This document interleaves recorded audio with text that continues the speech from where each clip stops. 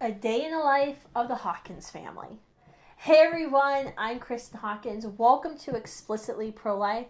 Today we're going to be talking about cystic fibrosis and the insanity of CF in the Hawkins family.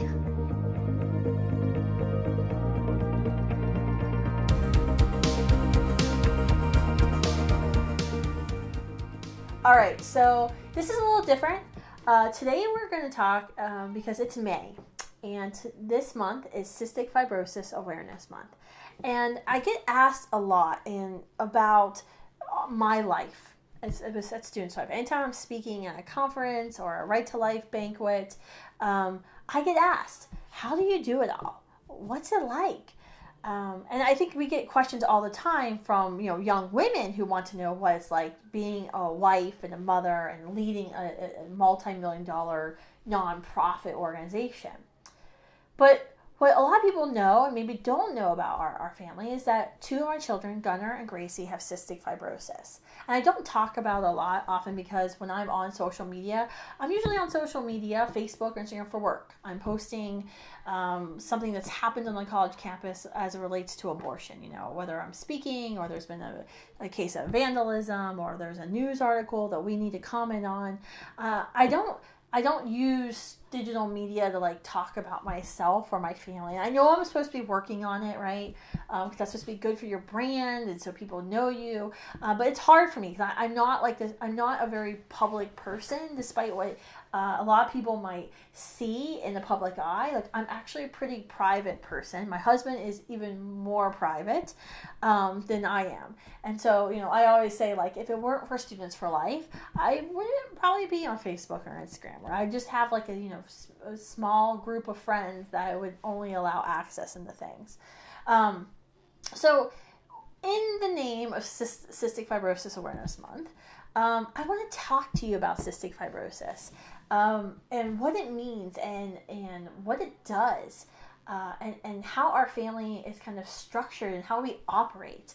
And so I hope this you find this interesting and we generate some good conversations about how we can help as pro-lifers, right? How we can help other families in our community, in your church, who may be dealing with a similar diagnosis in their family or a child with special needs. Because I think this is something that we don't talk a lot about. Cystic fibrosis is one of the, if not the most expensive disease you can have. The drugs that we currently use for Gunnar and Gracie are extremely expensive. It's also very, very time consuming. There's so much that goes into just one day of keeping children and keeping cystic fibrosis patient healthy. There's a lot that goes into one day, and the day itself is exhausting, and there are days where they are non-stop. And so I often think when we first got the diagnosis with Gunnar was 3 months when he was first diagnosed. He was diagnosed from a marker on his the newborn screen blood test that they do. It's fascinating that all states don't make it. It's not required in all states, just some. We're very grateful that Virginia required it. But a lot of people don't know about CF and they don't really know how to handle it. And I always talk about right after Gunnar was diagnosed, and even till to this day, we don't go out as a family a lot. You won't see us going to McDonald's and sitting down. You're not going to see us at the mall a lot. Definitely not at a theme park. For us to go anywhere, it's a big deal. And there's an agreement that we're basically accepting some level of risk to go out. And when we will do things, we go on vacation. We're going to Disney World later this year, and my husband and I will be a nervous wreck for an entire week and a half. And that's a sacrifice we're going to make because we know this is an experience that the kids should have. But we'll be there with our Clorox wipes. Literally, we will carry tubs of Clorox wipes with us and wipe everything. Our hands will be chapped by the end of the day because, it tends to, having Clorox bleach on your hands all day doesn't tend to be too good for the skin. But it's a challenge. And even for us, even today, we moved to Pennsylvania a few months ago to be closer to our family. So my mother, who recently retired, can help. Some days when I'm traveling, she can come in, because when we were in Minnesota, we didn't have a lot of help. We didn't have any help. My mother would come in every 5 or 6 weeks on a plane and stay for a couple days and leave, and that was it. And my husband and I would be like running off to like Walmart and Chipotle for our big date. That was our big date when my mom came out when we were in Minnesota. So, but even now, like, you know, we go to a mass, a church service on Sunday mornings, but like we won't go in the winter. And it's fascinating, because I was telling somebody, I was like, you know, there's got to be a way to help out families who can't and won't take their children to religious services, right, on the weekends in the winter, because of fear of flu, of infection, of being around other people who are hacking up a lung when they're sitting there in the pews. You know, everyone wants to be super devout, and then they're willing to, you know, spread their germs everywhere, and then the sign of peace, they want to shake your hand. Like, what the hell? No, I'm not shaking your hand. You're just coughing. I'm not even shaking the hand of somebody who's healthy at church with my kids. I will shake hands like when I'm out meeting people for work, for Students for Life, but you'll often notice I'll have like a tub of hand sanitizer next to me, or a spray. And so I'm constantly doing it, or I'm going to the bathroom and washing my hands. But if the kids were with me, I wouldn't even show them that I'd be shaking people's hands. They would be like aghast that mom would be shaking so many hands. So I just wanted to give you like a day in the life of Students for Life's president, Kristen Hawkins, her family. So we do, when kids are healthy, meaning they don't have a cough or they're not sick, they get 2 breathing treatments a day. So that's the first thing they do of the day, the last thing they do at night. And so we have nebulized medicine. So there's a nebulizer. If you know anyone has asthma, they have a nebulizer, right? So the medicine is kind of delivered as a gas. It's a liquid, turns into a gas. And so they have 3 medicines each that they have to nebulize. And there has to be a switch in between. We actually have to change cups, because one medicine can't touch the other cups. So you have to do that. And at the same time, they have a vest that basically shakes them and moves things around in their lungs to try to get the mucus to move around, that hopefully they can cough. They can get moving and get out of being stuck in their lungs, because of cystic fibrosis, you know, it's a genetic disease. Essentially, all the mucus in your body, which everyone has mucus in their body, it's like the oil running through our engines. Cystic fibrosis, that mucus gets sticky and gets bacterial infections, and it clogs things up. And so traditionally, CF patients die of lung failure, because that mucus clogs their lungs and they lose lung function. There's other things that go wrong. The third leading cause of death in CF patients is liver failure.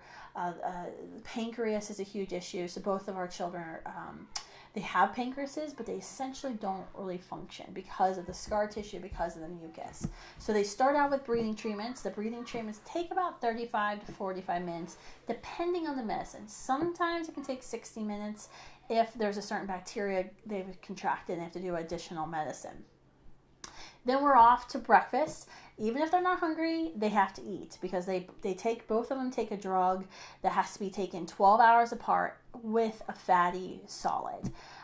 So they have to eat something.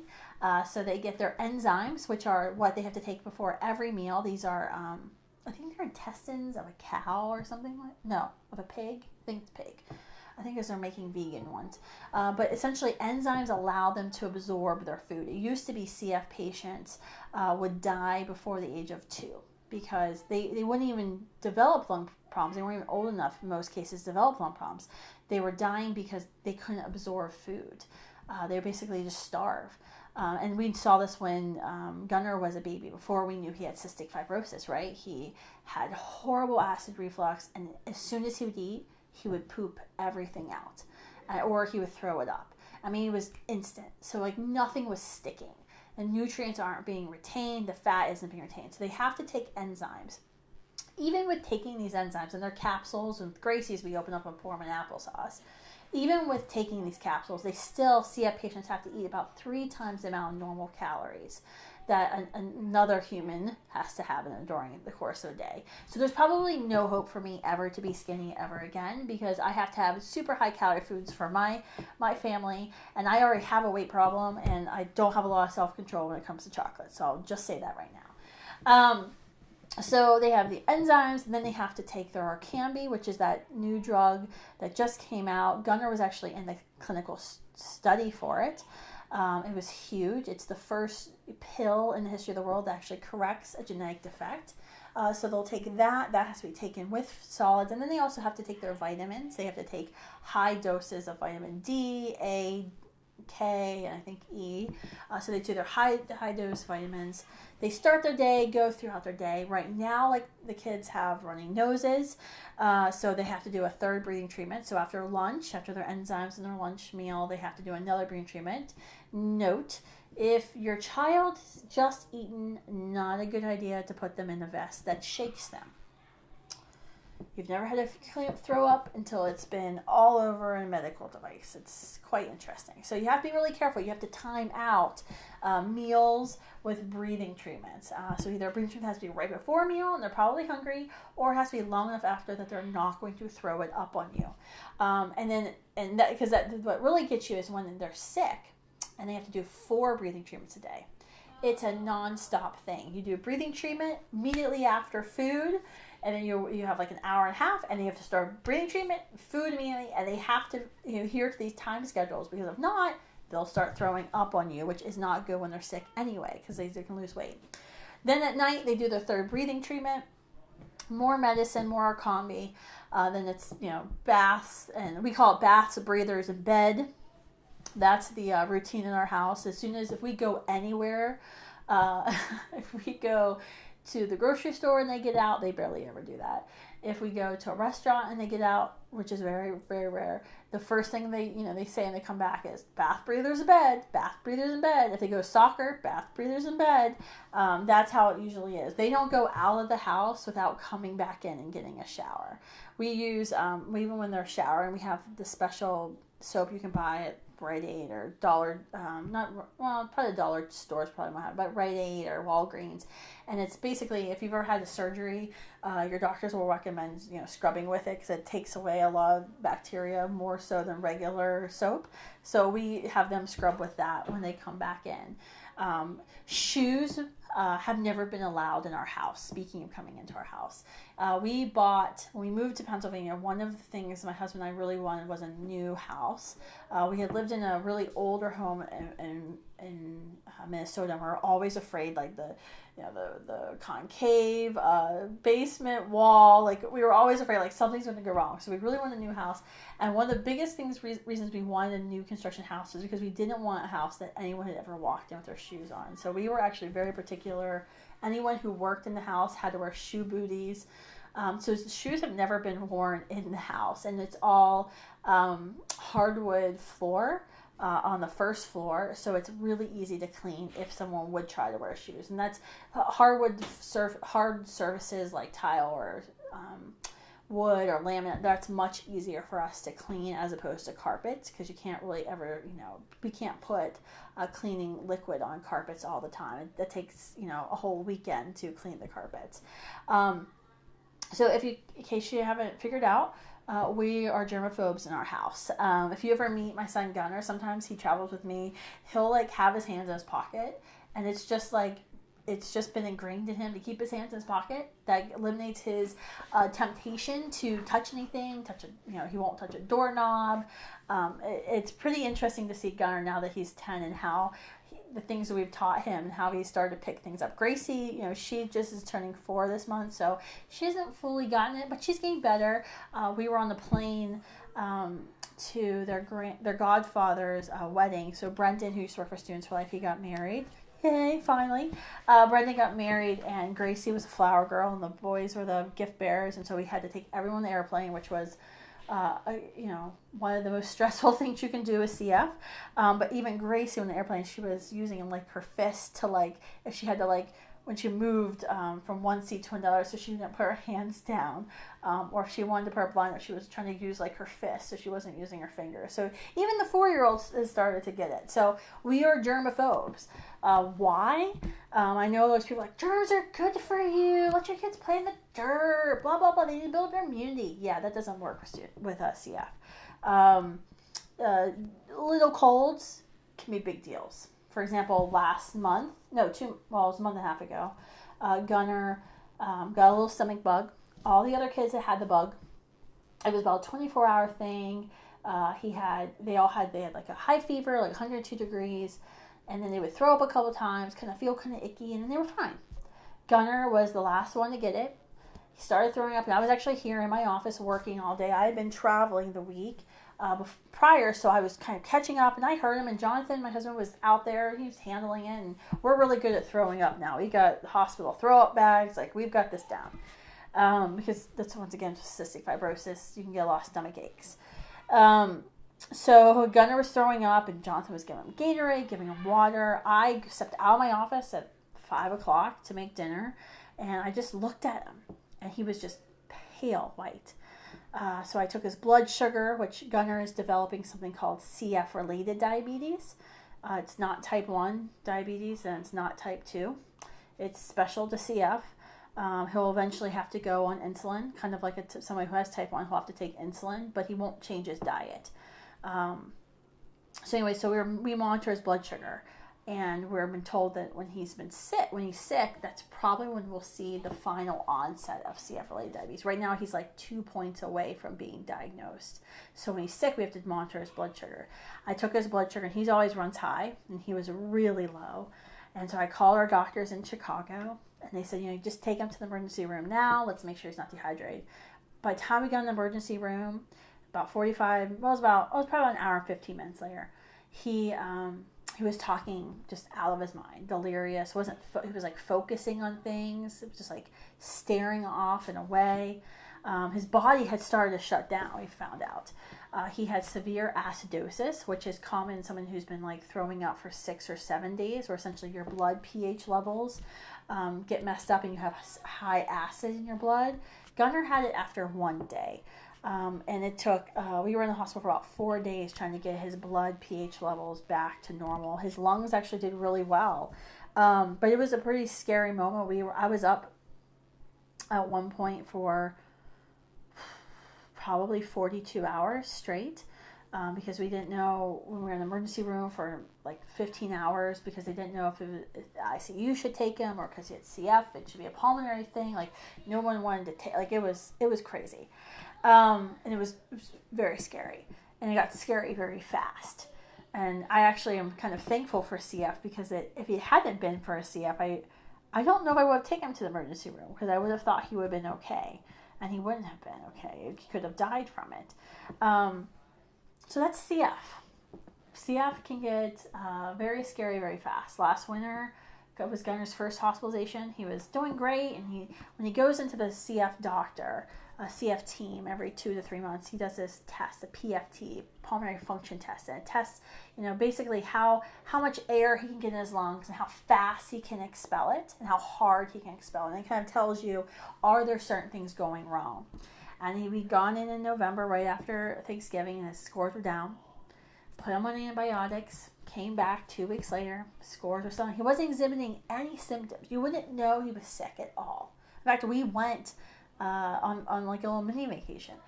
Came back, his scores were still low. Our doctor said, yep, he's going in. We're admitting him right now. He needs to go in, and he needs to get on IV antibiotics. Obviously, the pill antibiotics aren't working.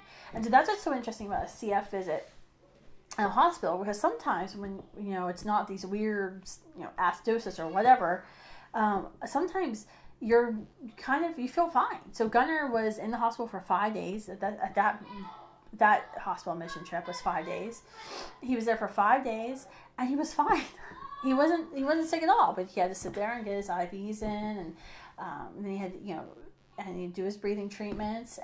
But you try keeping a 9-year-old busy in a hospital room for 5 days. You'll know what a challenge that is, especially somebody who we don't let them touch anything, germs. I was in there scrubbing everything. They have these wipes that are, I buy them from Amazon a lot. They're called PDI wipes, and they can kill HIV. They can kill AIDS. That's how powerful these are. You have to wear gloves when you put these gloves on. The first hour of being in the hospital room, I'm doing everything I can. But when you're a CF, you actually can't. You're not allowed to go outside of your room. You're in like isolation from everybody else. So you're actually like trapped. It's like a little prison sentence. And that for me was the hardest thing, of not being able to go out of the room. Couldn't take him for a walk in the halls. Like, you're stuck in the room. And so some CF exacerbations are a couple days. They call them a tune-up visit. It might be a couple days, and others are 3 weeks. We ended up in the hospital at the end of December last year, and that was 11 days. That was rough. So yeah, CF can be manageable. It can be going along, you get in your routine. Now, when you have to go somewhere, you gotta have a packing list, right? We have the vest machine. There's things that shake the kids. Those are big vest machines, which, by the way, don't always fit on the overhead bins of an airplane. Try fighting with airplane staff on that, because they can't go underneath, because the baggage handlers will break them. Then you've got the nebulizer. You've got medicines. You've got some of the medicines from nebulizers have to be kept cold, so you have to travel with ice packs. With our kids, they drink high-calorie milkshakes. So a lot of times in the airplanes, we have to travel with a pre-made milk, so we have to go through security with that. Gracie drinks these Ensure Clear juices to help with calories. We have to travel with that. It's a lot, right? We got, thank goodness I have TSA pre-check. Usually they give you a little more grace with pre-check. Traveling is a lot, but most of the time when you're here at home, it's a pretty calm day. It can be a calm day, especially, now that Jonathan is a stay-at-home dad. And I think that was one of the biggest changes that we made when we kind of dealt with the diagnosis, because I think when you're given that diagnosis that your child has CF, especially for somebody like me, right? I'm like an overachiever. And I had all these like hopes and dreams, like they're going to be valedictorian of their class, they're going to go to college and scholarship at Harvard, wherever. And then you're told that your child may not live into adulthood. Everything you've hoped for, everything that you thought was important is suddenly no longer important. It is crisis mode from the very beginning of, what do I do to make sure my child outlives me? Like, what do I do to make sure my child lives their life to the fullest and doesn't miss out on anything? And so Jonathan and I, very early on, we committed to changing the way we thought our family was going to be structured. Some CF families say we didn't change anything. We just kept going through normal lives. We changed everything. We said we're going to make our lives work around the CF, as opposed to making CF or trying to make CF fit into our lives. That's why we've never missed a breathing treatment with the kids. We do them religiously every day. We never just not do one because we're tired or we just got in. And we've I was saying, we went for Brendan's wedding, the children's godfather's wedding. We got home at 2 a.m. Guess what we did before we went to bed? After baths, did a breathing treatment at 2:30 in the morning. Like, we never not do something. And so making that commitment, though, for us was huge, because it helped us make decisions based off of the cystic fibrosis, what was going to be best for the kids. Because we don't want the kids to ever feel like, they're going to miss out on something, or, their CF is limiting. No, CF is, everything we do is kind of built around the cystic fibrosis. So we made a decision that we wouldn't put our children in daycare, and especially in grade school, because we knew the level of germs and the kids touching their noses and then shaking hands, and we didn't want to take that risk. And so we wanted to have a nanny come into the house. And so, but we couldn't afford, because my husband's a school teacher, I run a nonprofit. We couldn't afford a nanny 5 days a week, so we decided to do a nanny 3 days a week. And then I worked from home 2 days a week, which means I would do phone calls during the day, manage the chaos, and then work at night when my husband came home, or work really, really early in the morning. We decided when the boys were getting ready, Gunnar, our oldest, was getting ready to go to kindergarten, that Jonathan would stop working. We moved to Minnesota, so we were able to get a cheaper house. We sold a car because my husband wasn't going to need it. We didn't need a second car. He didn't have a job. We didn't have to pay a nanny anymore. And we decided that Jonathan, since he was already a school teacher, he was going to homeschool the kids, and we were going to keep them away from germs that much longer. And it makes it work, right? We never have to worry about how we're going to fit in 3 or 4 breathing treatments in a day, or, we're very lucky to be able to do this, because I read the blogs of parents who, both parents work and children go to school, and when they got to do 4 breathing treatments, guess what? Parents have to take off. The kids have to miss school. Or if they do 3 treatments a day, they have to get home early, and somebody has to be there, come home from work to do that. And so we've been very lucky that we've been able to build our lives around a lot of the diagnosis and the requirements it needs to keep our kids healthy and to do everything we possibly can for them. So I think, when we talk about in the pro-life movement, right? We talk about how do we help families? How do we help people understand that every human life has value? Every human life has dignity.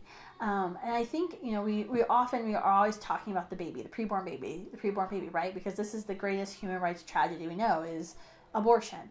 But we don't often talk about what happens with families, with children, with people who have adverse diagnosis. How do we help those people? And I mentioned this at the beginning of the podcast of, how do we help families who are struggling, or how do we come in and be a support system? Not all families are going to want you to come in. Like I said, my husband and I are very private. We're not necessarily going to want people to coming into our house, even if they would offer. But there's things that could be happening, like, hey, we'll deliver the Eucharist to you on a weekly basis, so you don't have to go to church and expose your kids to germs. Things like that. And so I think there's a lot we can do as a pro-life movement of how we can support. I spoke to a mother who actually serves now at the Department of Health and Human Services. She actually started a ministry in her hometown. And the ministry was for families who stopped going to church. They'd stopped going to church because they had a child with autism or a child with special needs, and it was just too hard. The nurseries, couldn't watch the kids, didn't know how to take care of the kids, and so these families stopped going to church. And so this organization in Northern Virginia, they'll go in and somebody will come to the home and watch the child, and it'll be trained by the parents and how to care for the child, so the parents and the other siblings can go to church, or just the parents can go to church and get away. So yeah, there's a lot we can talk about as pro-lifers, as just decent human beings, Americans, how we can be helping families who face adverse diagnosis, who have children with cystic fibrosis, or have children with other disabilities or diseases that they're fighting and that they're surviving every day. I think when you look at cystic fibrosis and what it's taught me, though, for someone like me who is always wanting to go 1,000,000 miles an hour, not stop, it's forced me to slow down. It has definitely forced me to slow down, to take stock of what my life is, and forces you to prioritize, right? I think this is true with any life-threatening illness or disease. It forces you to prioritize. Am I doing what's the most important thing? Is that time away from my family? Is that trip I'm going to take? Is that going to be the most effective use of my time?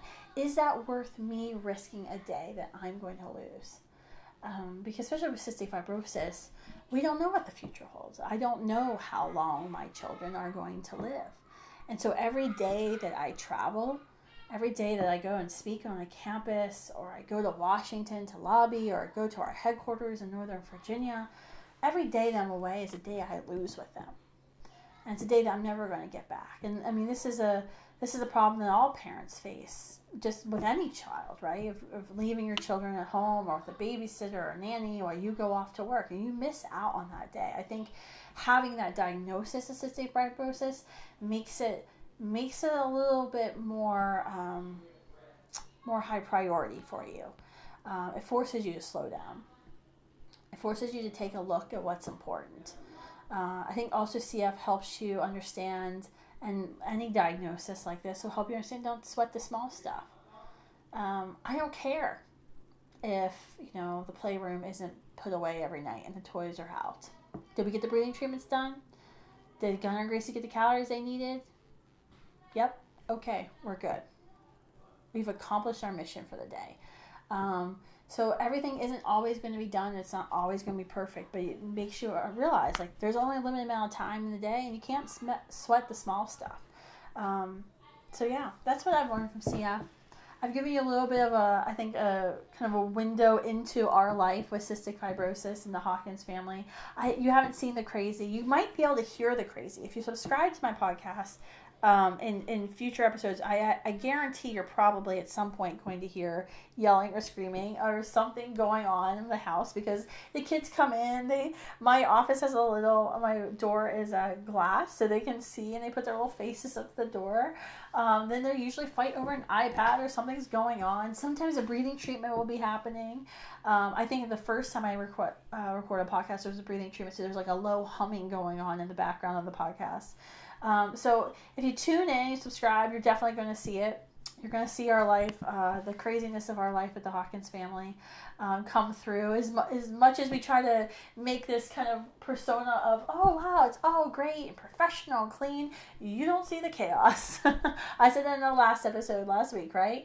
You don't see the chaos of the bills that have been stacked up on the floor, the kids who have all the breathing treatments and stuff ready to go for the next treatment.